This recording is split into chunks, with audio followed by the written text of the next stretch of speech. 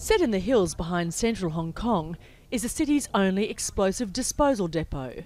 Managed by the police force, it's the last port of call for explosives and devices considered too risky for other emergency services to handle. I think the biggest surprise was the large seizure of TATP.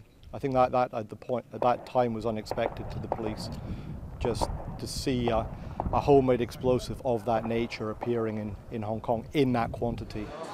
TATP are explosive chemicals often used to make homemade bombs.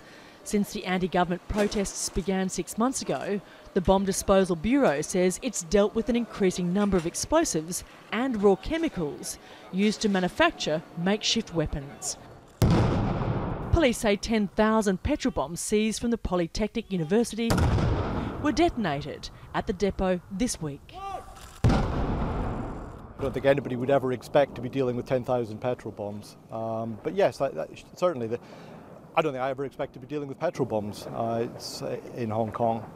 And certainly to be dealing with 10,000 is remarkable, along with the raw materials that go with that. More than 1,000 protesters were arrested at Polytechnic University after students barricaded themselves up inside for almost 2 weeks last month.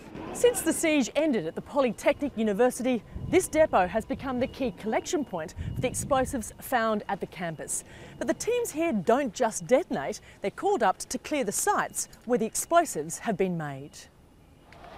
The protests were initially in opposition to the extradition bill, which would have seen fugitives in Hong Kong extradited to the mainland for trial. The proposed law was scrapped, but the anger has now morphed into an anti-government movement, demanding less control from China's leaders in Beijing. Parts of Hong Kong remain paralysed by the recent demonstrations. Police say protesters destroyed more than 700 traffic lights. Many are yet to be repaired. Police have condemned demonstrators as radical rioters. Pro-democracy groups are under pressure to do the same, but say the police are to blame. They are part of a movement. We stand with each other and we stand with them.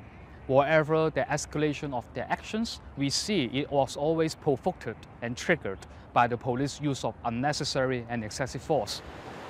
Police have approved a pro-democracy rally this Sunday.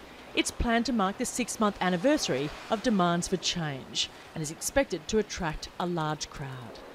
Clarke, Jazeera, Hong Kong.